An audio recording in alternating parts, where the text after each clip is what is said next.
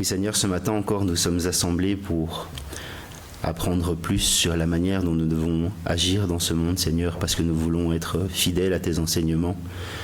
Et Seigneur, tu connais nos cœurs, tu connais nos pensées, tu sais que c'est vraiment quelque chose que nous voulons faire.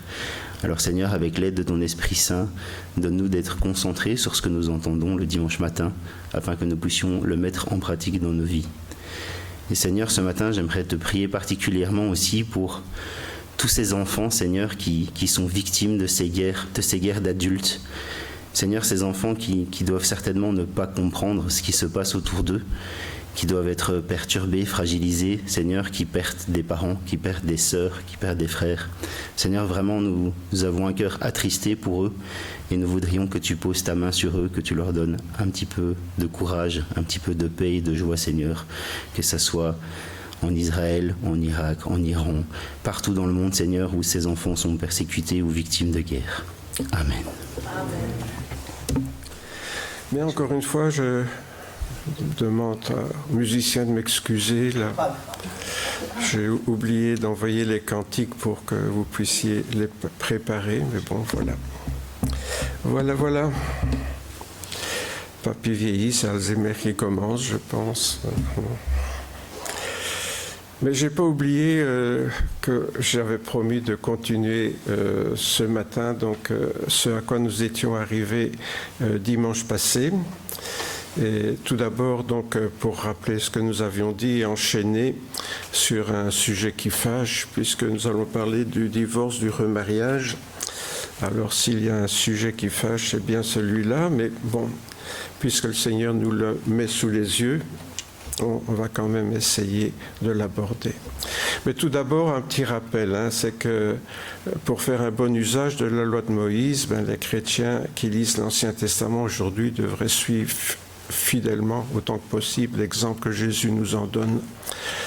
Je pense que c'est vraiment un drame dans nos milieux évangéliques, c'est qu'on lit l'Ancien Testament comme les pharisiens les lisaient, c'est-à-dire littéralement. Alors que Jésus a tout fait pour que l'on passe à l'esprit. Et malheureusement, encore et toujours, on préfère l'Ancien Testament.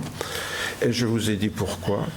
Parce que l'Ancien Testament nous promet des bénédictions matérielles, tandis que Jésus n'en promet aucune. La seule chose qu'il promet, c'est des bénédictions spirituelles, ce qui, entre nous, est beaucoup moins intéressant, évidemment. Voilà. Or, pour Jésus, donc, il n'est pas question de supprimer l'Ancien Testament, comme une certaine théologie pourrait le dire, mais plutôt d'apprendre à le lire autrement, ce que aussi une certaine théologie ne fait pas. Vous voyez, on se trouve un peu à cheval entre deux erreurs possibles. Ou bien on balance l'Ancien Testament, c'est plus pour nous, ou bien on dit, ah oui, si, c'est la parole de Dieu, et on la lit comme les pharisiens fidèles le faisaient, c'est-à-dire avec un esprit tout à fait légaliste. Pour cela, donc, Jésus nous montre comment chercher l'intention de Dieu qui se cache derrière les formulations des lois, ce que l'apôtre Paul appellera la lettre, d'où le titre de cette série de prédications, la lettre tue, mais l'esprit fait vivre, c'est une citation de Paul, bien sûr. Mais donc, si on s'attache à la formulation de la loi et qu'on la lit littéralement, bien, c'est quelque chose qui nous condamne. Pourquoi est-ce que ça tue ? Parce que personne n'est capable, depuis le jour de sa naissance jusqu'à sa mort, à la respecter intégralement. Ça pourrait marcher pour un être humain qui, depuis sa naissance à sa mort, ne commet aucun péché. Mais on sait très bien que ça n'existe pas, donc spirituellement, la loi tue. Mais bien sûr, Jésus voudrait nous faire comprendre les principes spirituels qui étaient derrière et qui ne sont pas toujours faciles à discerner. Et donc, il nous donne quelques leçons pour nous apprendre à discerner ce qu'il y a derrière certains commandements. La Torah, donc, pour mémoire, s'exprimait dans le judaïsme à travers 613 mitzvot, c'est-à-dire des commandements. Il y avait 365 tu ne peux pas, et le reste c'était tu dois. Donc je vous laisse faire la différence. Mais 365, c'est le nombre de jours où il y a des choses qu'on ne peut pas faire. Mais Jésus donc va ramener toutes ces lois finalement à une seule loi, c'est ce que nous avons vu donc la fois passée, une seule loi qui est la loi d'amour. Évidemment, cette loi d'amour, quand on la met en pratique, elle s'applique à des tas de choses différentes. Donc, en fait, cette loi d'amour, elle va s'exprimer de différentes façons selon les situations où on se trouve. Et là, justement, nous prenions cet exemple que Jésus nous disait. La loi et les prophètes ont subsisté jusqu'à Jean, depuis Jean-Baptiste, donc depuis le royaume de Dieu est annoncé, et chacun use de violence pour y entrer. Et il est plus facile que le ciel et la terre passent, nous dit Jésus, qu'il ne l'ait qu'un seul trait de la lettre de la loi puisse tomber. Et il concluait, quiconque répudie sa femme en épouse une autre commet un adultère, et quiconque épouse une femme répudiée par son mari commet un adultère. Voilà où nous étions, et je disais, là on tombe sur un sujet qui est particulièrement épineux. Pourquoi ? Parce qu'il y a sans doute autant d'interprétations qu'il y a d'églises évangéliques différentes et peut-être de pasteurs différents. Donc parfois on est un peu perdu avec ces questions-là, parce que ce qui est permis par les uns n'est pas permis par l'autre, ce qui est condamné par les uns n'est pas condamné par l'autre, etc. J'ai souligné les deux commets. Pourquoi ? Parce que c'est déjà une source de tension entre les interprétations. Certains comprennent qu'on commet un péché le jour où on trompe sa femme, mais bon, voilà, c'est un péché qu'on a commis une fois. Après, si on demande pardon, c'est pardonné et on continue là où on est.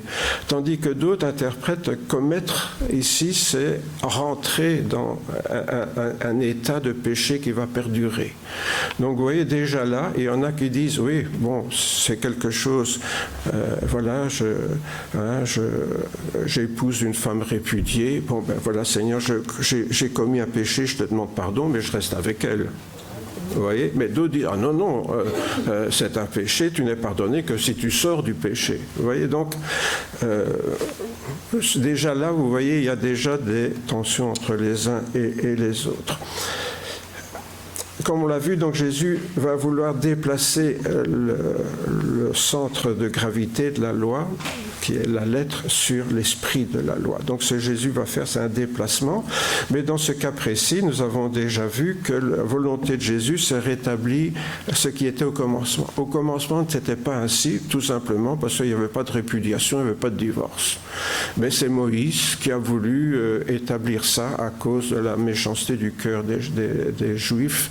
Et il s'est rendu compte qu'il n'y avait pas moyen de faire autrement que de quand même tolérer le divorce. Mais Jésus dit bien, ça c'est une permission de Moïse, ce n'est pas un ordre de Dieu, parce que Dieu au début il n'était pas d'accord avec ça.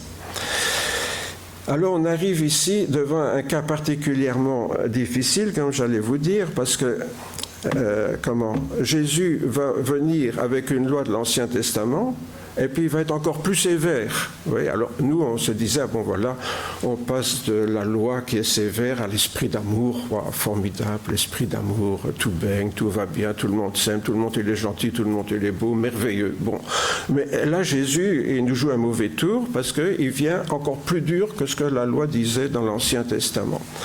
Et c'est ça que j'aimerais un peu partager avec vous pour que nous comprenions. Donc, d'un côté, Jésus affirme que le lien conjugal n'est pas rompu au moment du divorce, parce que c'est ça l'idée. Pourquoi est-ce que c'est un adultère quand on épouse quelqu'un de répudié ou qu'on nous-mêmes on répudie sa femme? C'est parce que le divorce n'a rien rompu.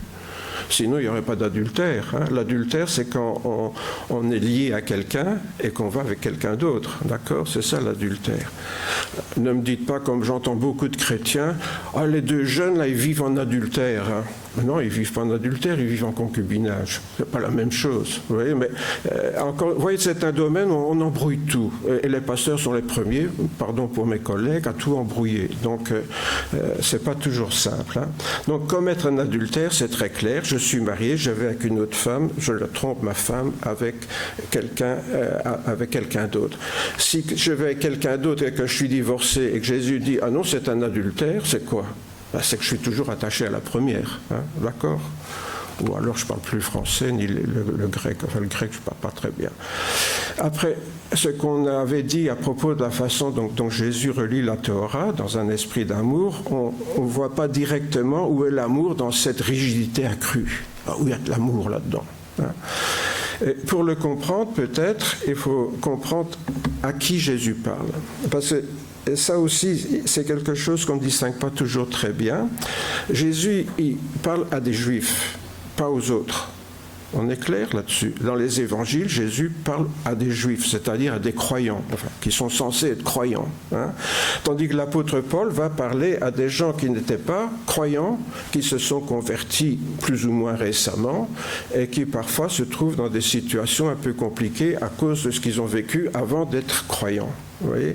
Donc, ici, Jésus parle à des croyants qui sont des Juifs, et ce n'est pas n'importe qui, le peuple juif. Pourquoi ? Parce que Dieu le considère comme étant fiancé à lui.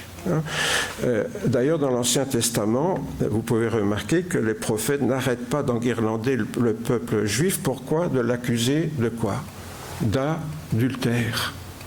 Adultère. Pourquoi le peuple juif est adultère ? Parce qu'il est uni à Dieu, sinon il n'y aurait pas d'adultère. Vous voyez ? Il est uni à Dieu par ce qu'on pourrait qualifier, on va le voir, de fiançailles. Et il faut savoir que pour les Juifs, si vous regardez la loi, une fiancée qui va avec un autre homme, elle est adultère. Donc les fiançailles chez les Juifs, c'est déjà un engagement sérieux. On n'a pas encore couché ensemble, mais l'engagement est sérieux. Et si on trahit cet engagement, parce que c'est une parole donnée, donc si on trahit la parole donnée, c'est un adultère. Donc le peuple juif accusé d'adultère chaque fois qu'il trompe Dieu, si je puis me permettre l'expression, avec une autre idole, avec une idole. Alors j'aime bien le livre d'Osée, c'est un des plus beaux de l'Ancien Testament. Je ne sais pas si vous le lisez souvent, mais il faut lire ça, c'est merveilleux. Quand Dieu dit à son peuple, c'est pourquoi, voici, je veux t'attirer et te conduire au désert et je parlerai à ton cœur. C'est pas beau ça, Viens, on va se mettre à part, je vais parler à ton cœur. En ce jour-là, dit l'Éternel, tu m'appelleras mon mari. Tu ne m'appelleras plus mon maître. Je serai ton fiancé pour toujours. Je serai ton fiancé par la justice, la droiture, la grâce et la miséricorde. C'est des mots importants tout ça. Fiancé, justice, droiture, grâce, miséricorde. Justice, droiture, bien sûr, de notre part, enfin du peuple juif, et grâce et miséricorde de la part de Dieu. Je serai ton fiancé par la fidélité. Par la fidélité. Pas de fidélité, pas de fiançailles. Je serai ton fiancé par la fidélité et tu reconnaîtras l'Éternel. Merveilleux passage de l'Ancien Testament, merveilleux défi que Dieu met devant son peuple, un défi malheureusement qu'il n'a pas souvent relevé.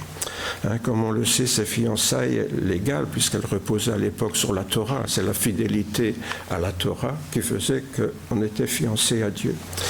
Donc, reposait sur les exigences de la fidélité au commencement divin, et on sait que malheureusement le peuple d'Israël n'a pas reconnu son Dieu, le Dieu tout-puissant, lorsqu'il a été visité. Si bien que Dieu va s'incarner en Jésus pour se donner au monde dans une relation d'amour total, puisque cela le conduira à une sorte de mariage, alors, avec toute l'humanité qu'il a rachetée par son sang. D'abord les Juifs.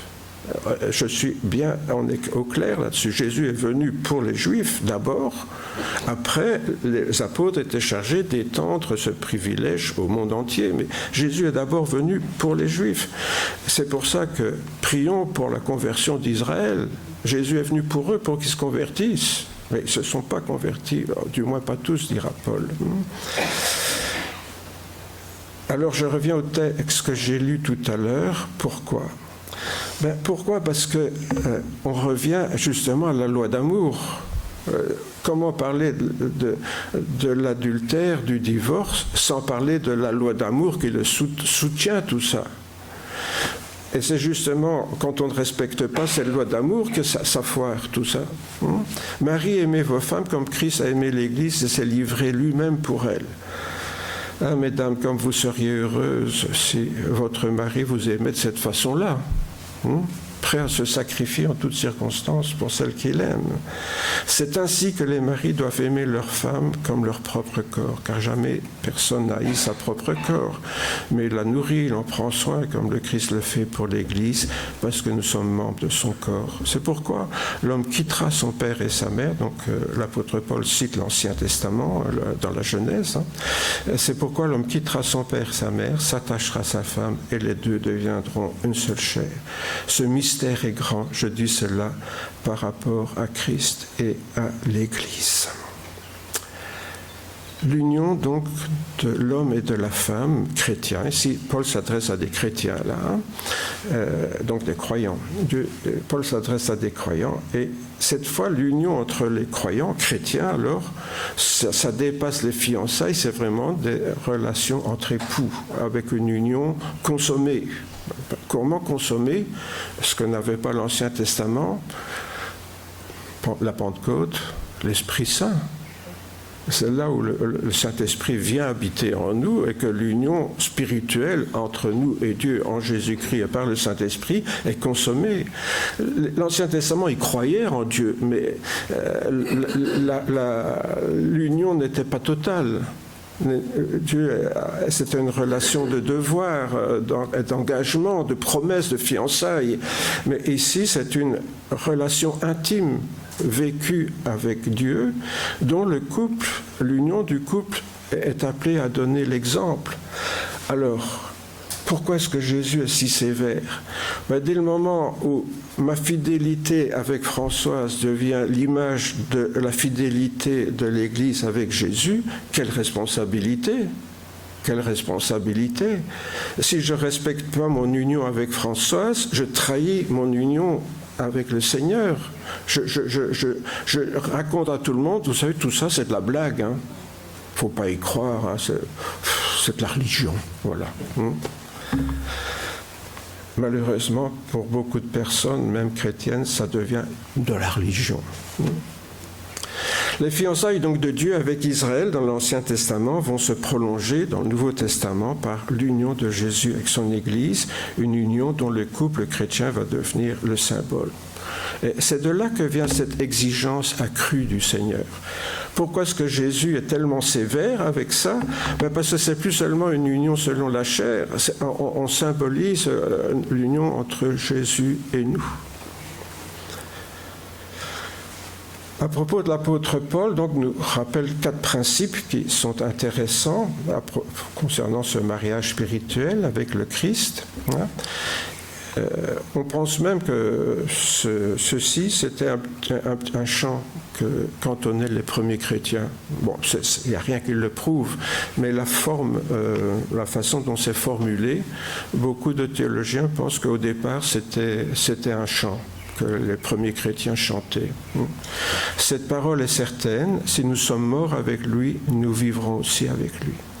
Si nous persévérons, nous régnerons aussi avec lui. Si nous le renions, lui aussi nous reniera. Si nous sommes infidèles, il demeure fidèle, car il ne peut se renier lui-même. Très belle parole, bien sûr. Je vais malheureusement ce matin en rester aux 2 dernières, qui sont peut-être plus en rapport avec notre propos. Si nous renions le Seigneur, il nous reniera. Si nous sommes infidèles, il demeure fidèle. Pourquoi si nous le renions ? Parce que c'est malheureusement la triste expérience qu'a fait le peuple juif, du moins, nous dit Paul, pas tous, mais en grande partie, lorsqu'ils ont renié le Christ. Ce n'est pas Jésus qui les a reniés, c'est eux qui l'ont renié. Et Paul nous dit, si leur rejet a été la réconciliation du monde, quelle sera donc leur réintégration ? Et c'est pour ça que je dis, prions pour la conversion d'Israël. Pourquoi ? Parce qu'aujourd'hui, je vois tous les chrétiens américains qui prient pour qu'Israël gagne la guerre. Alors je me demande si ces chrétiens, Dieu les bénisse, mais est-ce qu'ils ont vraiment lu la Bible ? Parce que moi, quand je lis les évangiles, je lis si ton ennemi a faim, donne-lui à boire, à manger, s'il a faim, donne-lui à boire, si on te frappe sur la joue droite, tends la gauche. Ça, c'est l'évangile de Jésus-Christ. Et là, on prie pour que des gens qui ne croient pas en Jésus, mais qui croient en la force brutale, tuent beaucoup de gens, quoi. En clair, c'est ça, hein, quand on prie pour la victoire d'Israël. Voilà, prions que le Seigneur tue beaucoup de gens. Amen. Hein. C'est beau d'être chrétien évangélique, non ?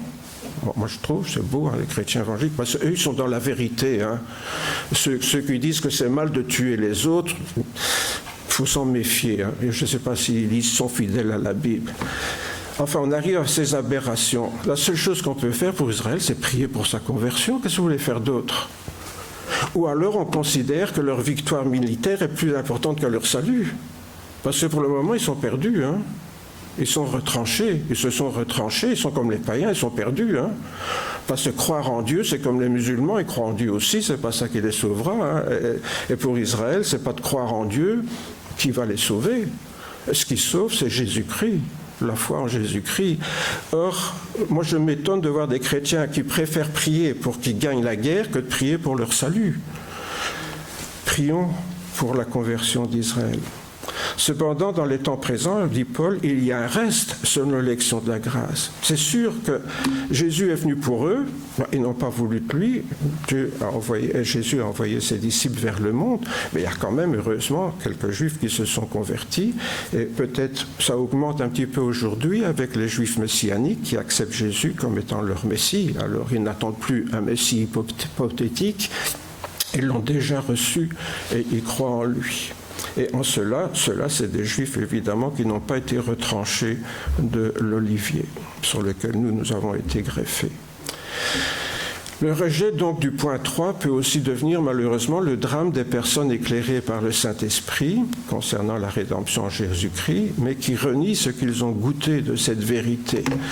Et pour cela, je vous renvoie de nombreux passages, notamment dans l'Épître aux Hébreux, c'est les plus clairs, hein, où il y a ce divorce spirituel que Jésus appelle le péché contre l'esprit, hein, où c'est le seul cas où quelqu'un peut perdre son salut. Hein, c'est quand on pêche contre l'esprit. Bon, je ne vais pas faire ce matin une prédication là-dessus, mais vous pouvez lire les passages que je vous donne là, et ils sont très, très inspirants. Par contre, le point 4, alors, devient une merveilleuse promesse pour les chrétiens qui sont encore pécheurs, que nous sommes tous, je crois, hein, enfin si vous êtes comme moi. Donc on est tous des pécheurs, c'est-à-dire on est tous des chrétiens, mais malheureusement infidèles, et Jésus pardonne les infidélités donc, lorsque nous revenons à lui avec repentance. Attention à que infidélité, c'est infidélité à la loi d'amour, c'est pas forcément être infidèle à sa femme ou à son mari dont il est question ici, hein, c'est l'infidélité spirituelle, hein, donc dans notre relation d'amour avec le Seigneur. Dès lors, comment un couple chrétien pourrait-il symboliser une union où le Seigneur demeure fidèle quand nous sommes infidèles ? C'est déjà merveilleux de réaliser, voilà, quand si je suis infidèle à la loi d'amour, Jésus, il est prêt à me pardonner dès que je lui demande pardon. Mais dès le moment où on a un sauveur comme ça, comment alors au niveau de mon couple qui doit illustrer ça, je vais me montrer plus dur que Jésus, et dès que ma femme fait quelque chose qui ne me plaît pas, hop, moi je demande le divorce. Alors sur quelque chose qui pourrait me déplaire, on va y venir. Hein. Ces dimensions spirituelles, bien sûr, du couple chrétien présentent donc des exigences plus grandes qu'envers les couples qui se convertissent et viennent à la fois avec un passif auquel ils ne peuvent rien changer. Il faut bien comprendre que là, l'apôtre Paul s'adresse à des chrétiens. Bon. Mais malheureusement, à l'époque de Paul, il y avait beaucoup, pratiquement, hein, tous les gens qui étaient chrétiens, ils venaient du monde où ils avaient vécu avant de devenir chrétiens. Et malheureusement, et c'est encore le cas aujourd'hui pour nous, hein, parce que nous sommes un peu dans la même condition que l'apôtre Paul quand il évangélisait dans nos pays où la plupart des gens sont incroyants et donc viennent à Jésus-Christ et deviennent croyants. Ils deviennent croyants avec leur passif, avec leur passé. Et bien sûr, ça complique terriblement les choses, hein, parce qu'ils ne peuvent rien changer à ça. Bon, si il y en a un qui se convertit et l'autre pas, je ne peux pas mettre un revolver sur la tête de ma femme ou de mon mari pour dire « Ah, tu dois te convertir, parce que maintenant je suis converti, on doit représenter l'image de Jésus et de l'Église, donc tu dois te convertir. Hein. » Bon, j'ai connu des couples où souvent c'est la femme qui se convertit en première. Il semblerait que les femmes sont plus sensibles à l'Esprit de Dieu que les hommes, mais où elles faisaient tellement la guerre à leur mari pour qu'ils viennent à l'église, qu'ils écoutent le pasteur, qui finalement ont plutôt dégoûté leur mari de se convertir que de l'amener au salut. Vous voyez, bon. Donc c'est certain qu'on peut prier pour la conversion de son conjoint, mais pas le forcer. Il y a aussi des divorces et des remariages antérieurs à la conversion. Et même parfois plusieurs divorces et remariages, parce qu'aujourd'hui, ça se multiplie. Hein, on prend vite l'habitude, hein, on change comme ça assez rapidement, donc d'accord. Mais alors, voilà une personne qui se convertit, elle a peut-être 2 ou 3 maris ou femmes derrière lui ou elle, hein, et des enfants avec chacun. Enfin, vous voyez l'histoire, hein, c'est des situations tout à fait actuelles, ou alors des gens qui sont en instance de divorce, où les choses sont engagés et manifestement ils sont déjà plus ou moins l'un chacun avec quelqu'un d'autre. Il y a des pensions alimentaires à payer, il faut les payer, il n'y a rien à faire. Et il y a des familles recomposées avec des enfants de plusieurs, papa ou maman, etc. Donc, voilà quelqu'un qui se convertit, qu'est-ce que vous voulez faire ? On va dire, tu dois retourner avec ta première femme ou ton premier mari. Ah oui, mais il s'est remarié entre-temps. Ah, bon. Vous voyez, c'est des situations sans fin. Donc, devant ces imbroglios familiaux, Paul donne un conseil qui finalement est très sage. Il dit que chacun demeure dans l'état où il était quand il a été appelé. Hein, appelé au salut, bien sûr. Hein. C'est le plus sage. Hein. On repart à zéro, là, à ce moment-là, et on repart sur des meilleures bases. C'est souhaitable, en tout cas. Et, malgré tout, il se retrouve dans l'Église avec des situations quand même assez délicates. Parce que, oui, tu demeures dans l'état où tu étais, mais les hommes qui avaient plusieurs femmes, alors qu'est-ce qu'on fait avec ceux-là ? C'est encore un cas particulier, vous voyez ? Hein, bon.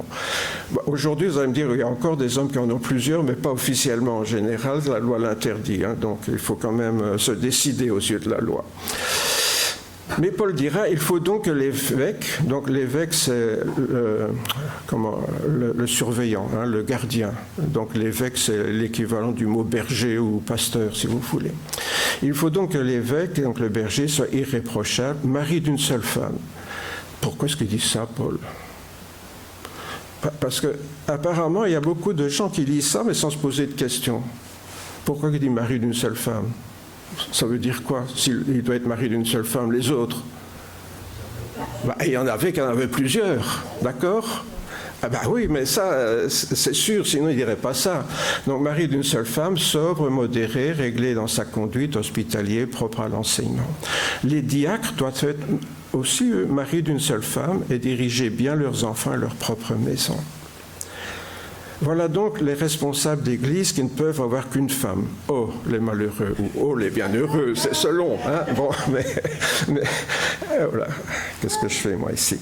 Donc Paul exigeait la monogamie que pour les responsables d'église. Et pourquoi justement les responsables? Parce que c'est ceux qu'on voit quand on va à l'église. Vous voyez?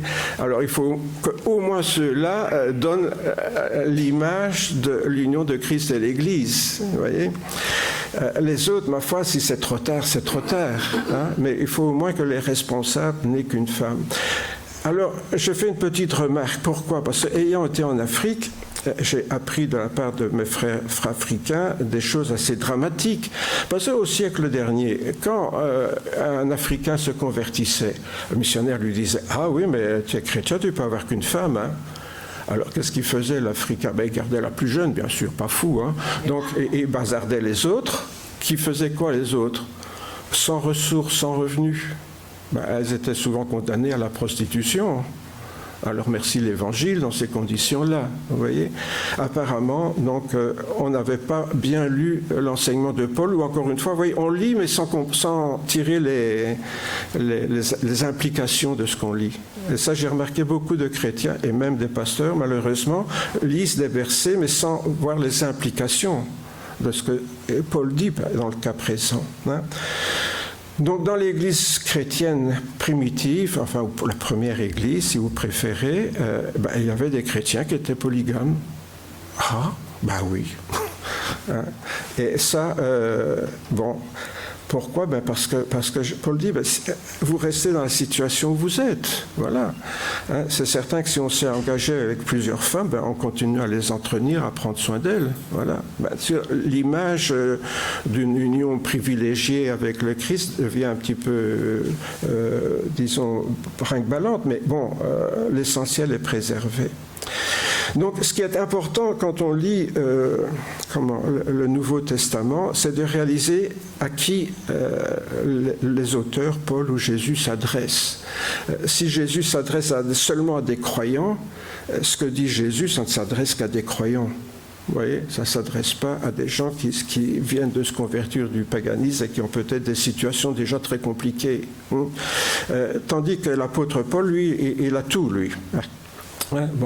Et il a sans doute des juifs qui étaient déjà croyants avant et qui, eux, vont accepter Jésus comme leur sauveur. Et puis, c'est les juifs messianiques de l'époque, mais à l'époque, on ne disait pas comme ça. Tandis que les autres vont continuer à judaïser. Et l'apôtre Paul va tempêter contre les chrétiens qui veulent judaïser aussi, c'est-à-dire singer les juifs en respectant toutes leurs lois et leurs fêtes. Et ça aussi, aujourd'hui, on a des chrétiens qui aiment judaïser sans se rendre compte que Paul considère ça comme une trahison de Jésus qui est mort pour que justement on sorte de ce judaïsme. Vous avez appris qu'il a été dit « Tu ne commettras point d'adultère », mais moi je vous dis que quiconque regarde une femme pour la convoiter a déjà commis un adultère. Alors ici, nous retrouvons nettement la pensée de Jésus qui transpose de la lettre à l'esprit. Pourquoi ? Parce qu'ici, alors, il parle du cœur, de ce qui se passe à l'intérieur de nous.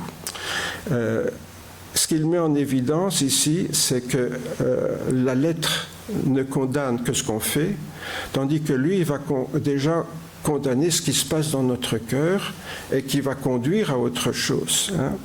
Donc pour lui, ce qui se passe dans le cœur, c'est déjà mettre le pied dans le péché avant de le connaître, la convoitise.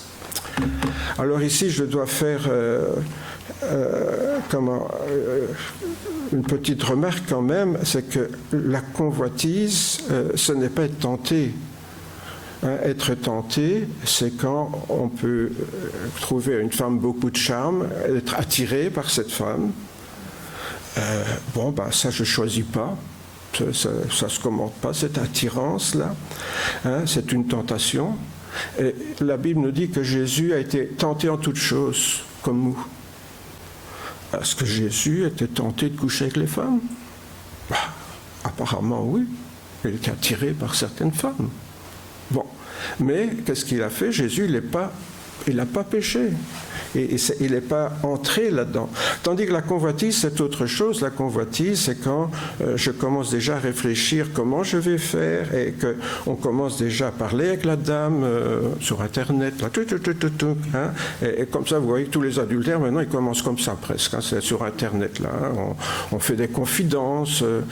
Tu sais, ma femme, elle est gentille, elle est bien, mais elle ne me comprend pas. Tandis que quand je parle avec toi, j'ai l'impression que toi, tu me comprends.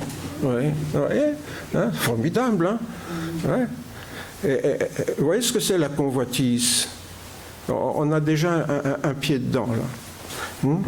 Et donc ça aussi, beaucoup de chrétiens parfois, tant qu'ils n'ont pas couché avec la femme, ils n'ont pas fait de péché.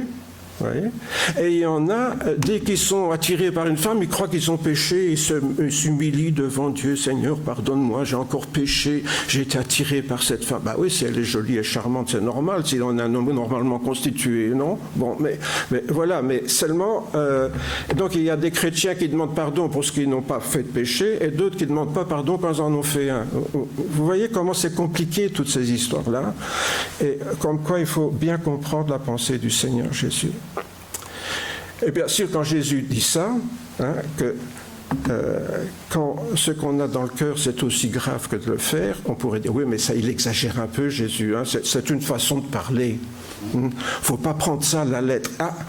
Jésus, ce n'est pas la loi de l'Ancien Testament. Quand il dit quelque chose, il dit bien exactement ce qu'il veut dire. Ce n'est pas une manière de parler, ni...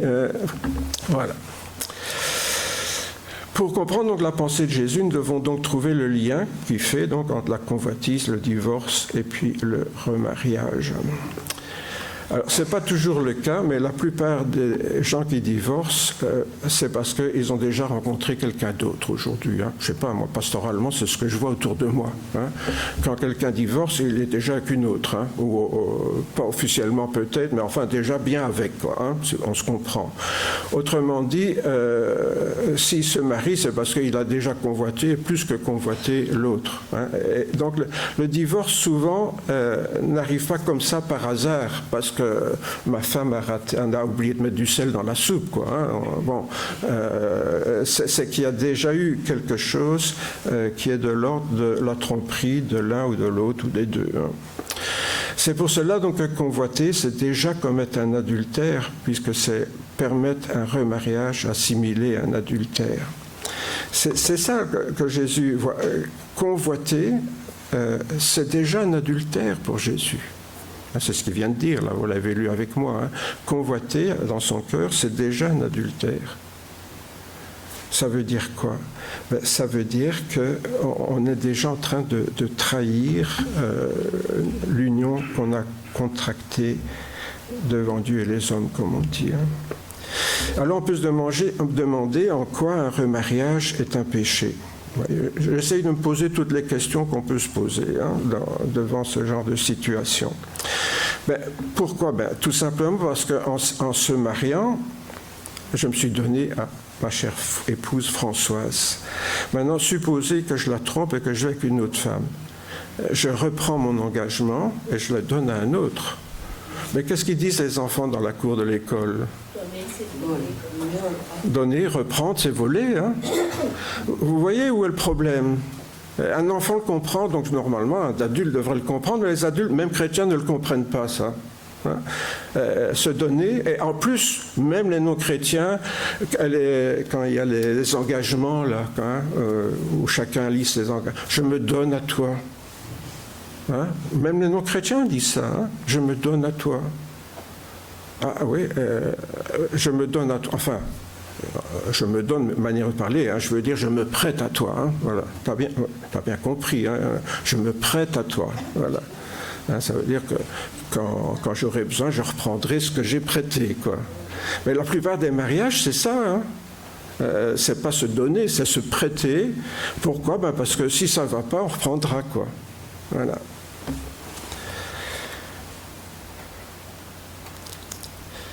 Oui, je viens de le dire. Mais le divorce, c'est ça, c'est donner et reprendre. Donner et reprendre, c'est un vol. Et donner à quelqu'un d'autre ce qu'on a repris à quelqu'un, c'est aussi une trahison. C'est le remariage, ça. Non seulement le divorce, je reprends ce que j'ai donné, mais en plus, c'est pour le donner à quelqu'un d'autre. Donc, c'est deux choses. Donner et reprendre, c'est voler. C'est divorcer, et puis le donner à quelqu'un d'autre, c'est une trahison, c'est un autre péché, ça. Vous voyez, c'est deux péchés qui s'enchaînent, je dirais. Ça peut être le cas aussi pour un concubinage, parce que finalement, on couche quand même avec quelqu'un. Pour des gens mariés, attention, je reviens à ça, deux jeunes qui n'ont jamais connu personne d'autre, qui se mettent en ménage ensemble pour faire leurs études, ils vivent en concubinage, arrêtons de dire qu'ils sont en adultère. Hein, tandis que s'il y en a un qui est marié et qui va avec une autre, forcément, ça sera un adultère. Mais l'adultère n'a de sens que par rapport au mariage. Hein, j'insiste là-dessus parce que j'entends tellement dire des choses. Oui, donc je disais, un croyant donc charnel ici, hein, qui ne comprend, je suppose charnel, parce qu'un chrétien spirituel normalement comprend ce que je viens de dire, mais un chrétien charnel qui ne comprend pas que le divorce est un vol et que le remariage est une trahison, il va comprendre tout ce que Jésus dit comme arbitraire. Hein. Jésus, il exagère, quoi. Hein. Ça, c'est pas pour des gens comme nous, hein, c'est pour les pasteurs, d'accord, ils n'ont que ça à faire, mais moi, je suis un homme normal, il ne faut pas me demander des choses pareilles. Il y a des chrétiens qui raisonnent comme ça, hein. Combien qui me disent, oui, mais ça, tu dis ça, mais... Moi, je suis un chrétien normal, hein, je ne suis pas comme toi. Hein. Alors, il y a les chrétiens normaux, vous, et puis il y a les normaux, moi. Vous voyez, hein. Bon, prends ça, Roger, mets-le dans ta poche, et ton mouchoir par au-dessus. Hein. Voilà. Mais non, quand Jésus parle, il parle à des chrétiens qui sont soit charnels, soit spirituels, mais ce n'est pas différent pour les uns et les autres. Eux se comportent de manière différente, mais le principe est le même pour tout le monde. Pour les païens convertis, donc Paul va prolonger cet enseignement en envisageant le cas d'un conjoint incroyant qui prend l'initiative du divorce. Hein, bon. Encore une fois, ça Jésus n'en parle pas parce que ça n'existait pas en Israël. Hein, bon. Donc ici, c'est l'incroyant qui prend l'initiative du divorce dans un couple sans doute fraîchement converti, où il y en a un qui s'est converti et pas l'autre. Il faut savoir, petite parenthèse, que chez les Juifs, les femmes ne pouvaient pas demander le divorce, mais dans le monde gréco-romain, oui. Hein. D'ailleurs, c'est intéressant parce que parlant des hommes, l'apôtre Paul va employer le même mot pour les hommes qui divorcent que pour les femmes. Pour les femmes, c'était, comment dirais-je, l'homme répudiait sa femme. Donc, c'était un acte d'autorité. Tandis que la femme, elle quittait son mari. C'était un peu moche, quoi, hein, la femme qui quitte son mari, vous voyez. Là, répudier, c'est normal, il a le droit, vous voyez. Répudier, c'est quelque chose qu'on fait en sous-main, un peu honteux. Eh bien, Paul utilisera le même mot pour les hommes, vous voyez, ça c'est aussi très indicatif. Si le non-croyant se sépare, qu'il se sépare. Le frère ou la sœur ne sont pas liés dans ces cas-là. Dieu nous a appelés à vivre en paix. Donc, résumons-nous, hein, Paul envisage aussi un divorce acceptable s'il se fait à l'initiative d'un conjoint inconverti, alors que l'autre vient sans doute de se convertir. Hein. Ça existe parfois des personnes qui ne supportent pas que son conjoint aille à l'église, passe du temps à lire sa Bible, à prier, rencontre des gens qui lui parlent de Dieu, de Jésus et qui lui bourrent le crâne avec ça. À un moment donné, il y a des gens qui ne supportent pas ça et qui demandent le divorce. Paul dit, dans ce cas-là, qu'est-ce que vous voulez faire? Il faut bien l'accepter. Jésus, il envisage le divorce comme acceptable quand c'est l'adultère du conjoint. Pardon, qu'est-ce que je suis en train de dire moi ici? Oui, c'est ça. En cas d'adultère du conjoint, et on va le voir. Moi, je vous dis... Ah oui, c'est ça, on n'a pas encore vu ça. Hein. Il y a deux cas de divorce acceptés, si vous voulez. L'apôtre Paul, c'est quand c'est le non-converti qui se sépare. Et Jésus, c'est quand le conjoint est infidèle. Bon, on va lire ça. Moi, je vous dis que celui qui répudie sa femme, sauf pour cause d'infidélité, l'expose à devenir adultère. Et que celui qui épouse une femme répudiée commet un adultère. Donc, Jésus... envisage qu'un homme puisse répudier sa femme si elle est adultère. Ça veut dire quoi? Pour Jésus, si je répudie ma femme, le divorce n'est pas rompu, le mariage n'est pas rompu. Puisque si moi je vais avec une autre, je fais un adultère, donc je suis toujours marié à la première, et si elle va avec quelqu'un d'autre, elle est aussi en adultère, puisque le lien avec moi n'est pas rompu. Donc c'est pour ça que Jésus dit que si on répudie sa femme, on l'expose à devenir adultère, puisqu'elle est toujours liée à moi. Donc si elle va avec quelqu'un d'autre, elle sera adultère. Sauf, dit Jésus, en cas d'infidélité. Pourquoi? Parce que ça, pour Jésus, alors ça rompt le lien conjugal, l'infidélité. Et donc, Jésus envisage le cas où un croyant donc, pourrait répudier son compagnon, enfin son conjoint, mari ou femme, en cas d'adultère. Alors, pour Jésus, donc, le divorce ne rompt pas le lien conjugal, puisqu'en remariant, on commet adultère. Par contre, l'adultère rend bien le lien conjugal, puisqu'il autorise le divorce. Ça va, donc, le divorce ne rompt pas le lien conjugal. Je suis toujours marié, sauf l'adultère. Alors là, on peut divorcer, là, parce que le lien conjugal est rompu. Donc, vous voyez, ça, c'est les deux cas qu'on trouve clairement expliqués dans la Bible. Le cas où c'est le non-converti qui se sépare, et le cas où mon mari ou ma femme me trompe, donc je demande le divorce. Ce qui est assez... En fait, pendant longtemps, c'était les seuls cas acceptés dans nos milieux évangéliques. Quand j'étais jeune, par exemple, c'était les deux seuls cas acceptés dans nos milieux évangéliques. C'est un peu normal ce que dit Jésus. Pourquoi? Parce qu'alors, ça sera un ménage à trois. Hein. Si elle est toujours unie à moi, ma femme, et puis qu'elle est avec quelqu'un d'autre, donc on fait un ménage à trois. Là. Vous voyez, ça ne va pas, ça. Hein. Donc c'est un peu normal ce que dit Jésus pour éviter des aberrations, je dirais, à la fois matérielles, concrètes, mais en même temps représentatives de l'union avec Jésus. Rappelons-nous donc que pour Jésus, le divorce ne rompt pas le lien conjugal entre croyants, ce que Paul confirmera aussi. Quant à ceux qui sont mariés, là il parle à des chrétiens, à Corinthe. Quant à ceux qui sont mariés, je leur commande, non pas moi, mais le Seigneur, que la femme ne se sépare pas de son mari. Si elle est séparée, qu'elle demeure sans se marier et qu'elle se réconcilie avec son mari, ou que le mari n'abandonne pas sa femme. Vous voyez, ici, l'apôtre Paul, je vous disais, emploie le mot « n'abandonne pas sa femme ». Il ne dit pas « ne répudie pas ». L'apôtre Paul rétablit l'équilibre entre les femmes et les hommes. L'homme n'est pas celui qui a tous les droits sur sa femme, le droit de répudier, et la femme n'aurait aucun droit. Abandonner sa femme, c'est aussi grave que pour une femme abandonner son mari, nous dit Paul, indirectement, en employant simplement le mot « n'abandonne pas ». Hein. Bon, maintenant, revenons à ce que Paul dit. Si elle est séparée, qu'elle demeure sans se marier, qu'elle se réconcilie, il dit la même chose que Jésus. Si elle est séparée, le lien n'étant pas rompu, qu'elle se réconcilie alors avec son mari. On parle ici de ce qu'aujourd'hui on pourrait appeler une séparation de corps et biens, ou même tout simplement, je retourne chez ma mère, le temps de me calmer, et puis bon, on fait un peu le bilan, et puis on se remet ensemble. Vous voyez, c'est un peu ça l'idée. Hein. Parce que ça aussi, ça existait déjà dans l'Empire romain, une séparation comme ça, mais qui n'était pas un divorce. Vous voyez. Aujourd'hui aussi, la loi envisage des séparations de corps et biens. Ça se pratique plus. Maintenant, on fait plus de divorces, plus facilement des divorces qu'avant. Hein.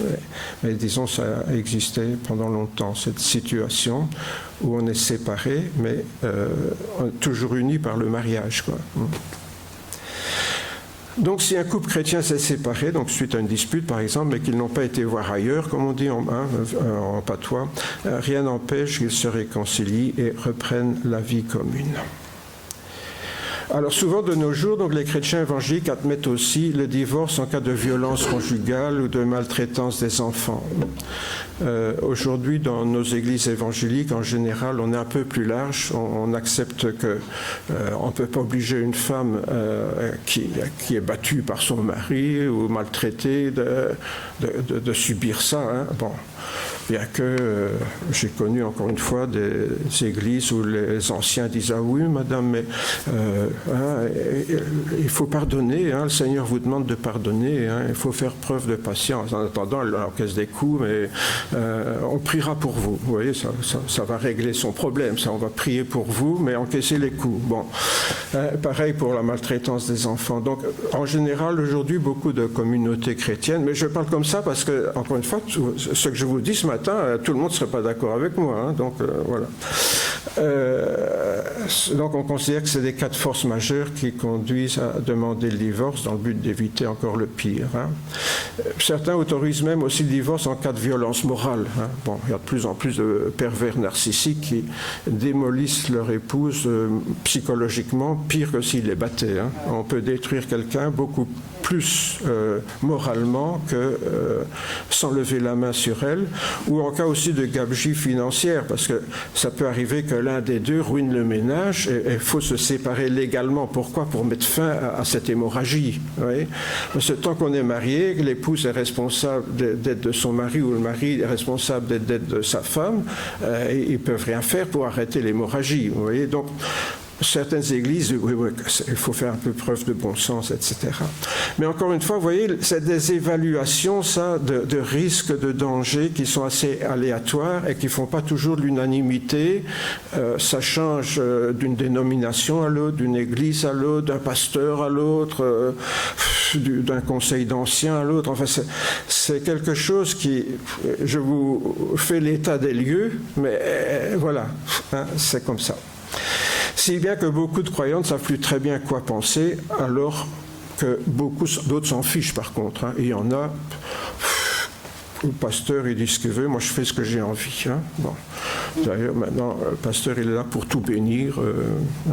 Voilà. C'est un peu comme les curés dans le temps, quoi. On vient à l'église pour être béni, puis on ne nous revoit plus. Voilà, le principal c'est la bénédiction. On ne sait jamais, ça peut marcher.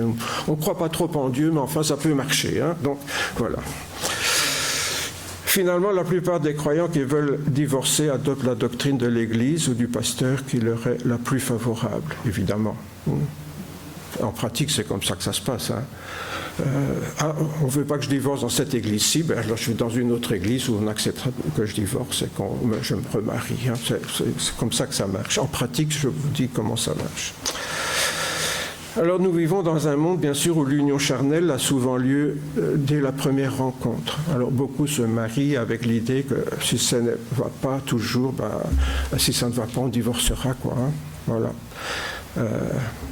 Moi, mes élèves en réto à l'Athénée, quand je leur parlais du mariage, je leur parlais du mariage dans un sens biblique, bien sûr.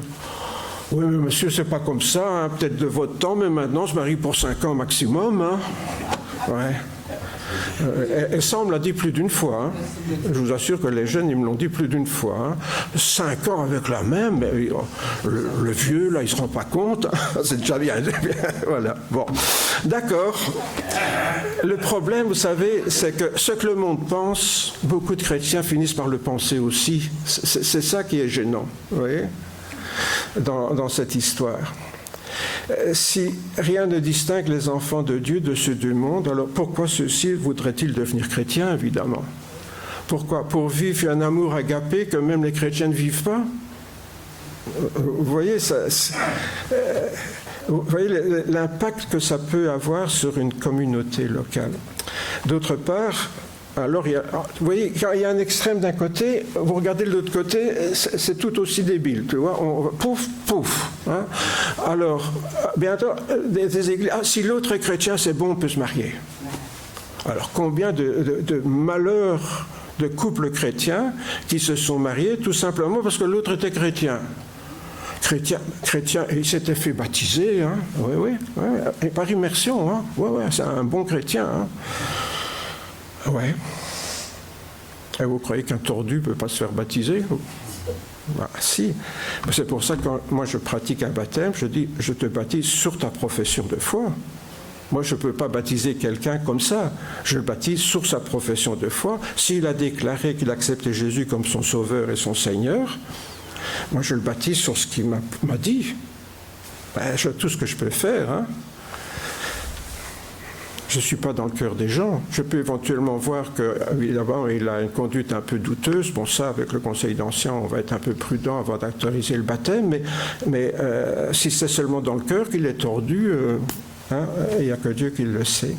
Donc, ainsi, il y a plein de malheurs qui se sont faits dans nos églises, tout simplement parce qu'il peut l'épouser à condition qu'il soit chrétien ou qu'elle soit chrétienne. Alors, c'est bon. C'est garanti. C'est la volonté de Dieu.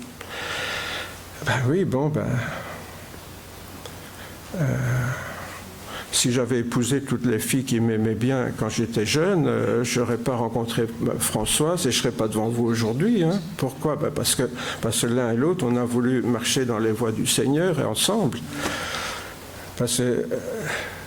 il faut avoir la même conception de la vie ensemble. Il ne suffit pas d'être chrétien, la même conception pour l'éducation des enfants, la même conception pour l'usage des finances, qu'est-ce qu'on donnera à l'Église ou pas, etc. Il faut mettre tout ça d'accord avant de s'engager, parce que sinon, ça fait des mauvaises surprises après. Bon, le couple chrétien est appelé à servir Dieu ensemble. Pourquoi? Parce que chaque chrétien est appelé à servir Dieu. Donc un mariage, c'est quoi? C'est deux personnes qui veulent servir Dieu, qui mettent leur vision du service de Dieu ensemble. C'est ça un mariage chrétien. C'est, je répète, deux visions du service de Dieu qui s'accordent pour pouvoir servir Dieu ensemble.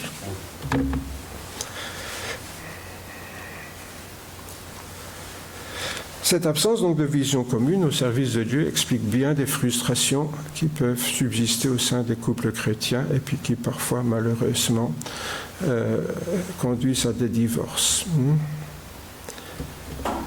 En fait, ces divorces sont les conséquences d'une désobéissance souvent antérieure. Peut-être parce qu'on a épousé le premier chrétien venu ou la première chrétienne venue sans réfléchir, mais plus souvent encore maintenant, parce qu'on a épousé quelqu'un qui n'était pas chrétien du tout.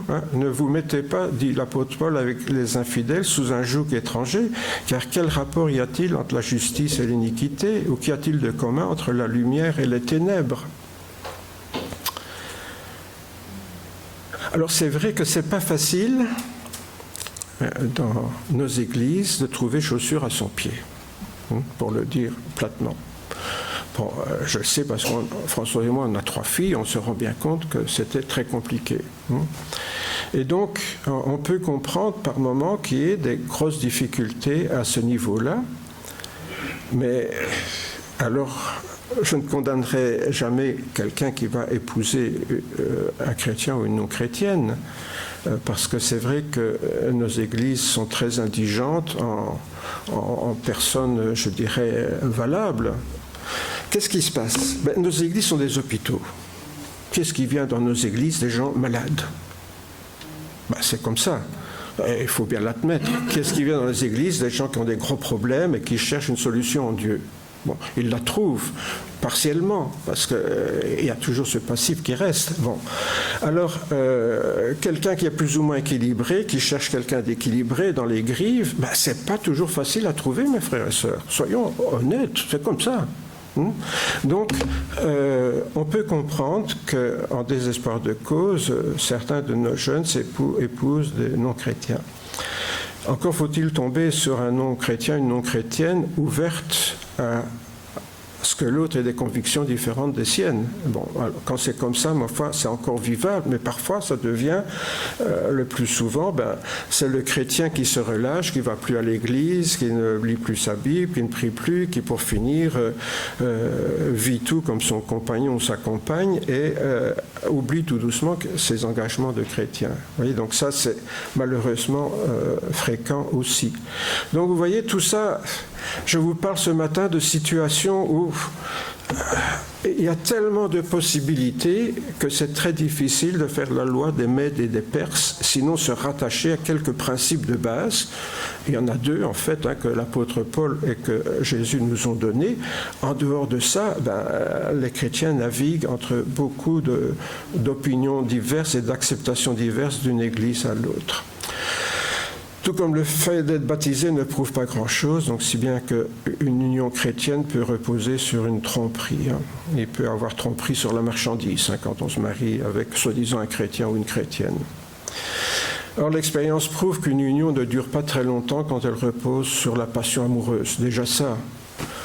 Combien de chrétiens, je suis amoureux. Amoureux, on peut tomber amoureux beaucoup de fois dans sa vie, mais c'est pas pour ça qu'on va chaque fois tromper son conjoint. Pourquoi? La passion amoureuse, c'est une pulsion instinctive, c'est quelque chose d'irréfléchi, c'est quelque chose surtout qui cherche dans l'autre l'objet de satisfaire mes désirs. La passion amoureuse, c'est « je ne peux pas vivre sans toi. Sans toi, je vais me suicider. Sans toi, je suis malheureux. » Ça veut dire « je, tu es là pour moi. » Ça, c'est la passion amoureuse. Tandis que l'amour agapé, c'est se donner à l'autre. Je veux que tu sois heureux ou heureuse. Même si moi, parfois c'est un peu dur, mais moi, mon but, c'est que tu sois heureuse ou heureux. Ça, c'est l'amour agapé. Bon, alors évidemment, quand un chrétien est victime d'une passion amoureuse, il a les problèmes qu'un non-chrétien aura aussi, forcément, puisque c'est pas ça l'amour. C'est tout simplement une forme d'égoïsme à la puissance 2. De plus, si un chrétien est infidèle, donc consciemment ou non, en épousant une non-chrétienne, ou l'inverse, il va s'éloigner d'une foi vivante et finira par trouver normal de divorcer si ça ne marche pas. Ça aussi, c'est une situation qui peut arriver assez souvent. Et cela, bon, bien sûr, fait que finalement, d'une façon ou de l'autre, souvent c'est la parole de Dieu, la parole de Jésus qui se trouve bafouée. Sans compter qu'un tel chrétien se prive de bénédictions divines. Il impacte aussi toute l'Église quand il voudrait s'impliquer dans des responsabilités. Parce qu'on a vu quand même que Jésus et l'apôtre Paul marquent bien en tout cas une différence entre ceux qui ont des responsabilités affichées dans l'Église et les autres. Et Paul se montre beaucoup plus exigeant avec ceux qui ont une responsabilité. Or, se marier un peu avec n'importe qui et faire n'importe quoi pour divorcer, se remarier, je ne sais pas quoi, à un moment donné, on se coupe soi-même de certaines responsabilités potentielles dans une église. Vous voyez, donc c'est un piège tout ça. Donc d'où l'importance que ces choses soient bien claires dans l'esprit des chrétiens avant de s'engager dans un mariage. Alors, il ne faut pas toujours chercher ailleurs donc l'explication de certains interdits qui peuvent paralyser une vie d'église si ces péchés n'ont pas fait l'objet d'une repentance sincère. Parce que, encore une fois, si les chrétiens s'engagent dans des choses que ni Jésus ni l'apôtre Paul approuvent, sans réfléchir, ils ne vont pas se sentir coupables. Et ils vont continuer à vivre avec ce péché, et puis on se demandera, tiens, pourquoi il n'y a pas de bénédiction? Ben, c'est parce qu'il y a un péché non confessé, pour lequel il n'y a pas eu de repentance sincère. Donc, pour nous, ce matin, rendons gloire au Seigneur et prions-le pour que son Église voit s'y multiplier des couples chrétiens engagés dans un esprit de service engagé. Parce que pourquoi je dis ça? Parce que c'est les couples qui tiennent. C'est quoi les couples qui tiennent dans une église? C'est des chrétiens engagés ensemble dans un service engagé. Quand les deux sont engagés au service du Seigneur avant et qu'ils continuent après à deux, ça c'est un couple solide. Et ça c'est les couples idéaux dans nos églises. Malheureusement, il y en a très peu.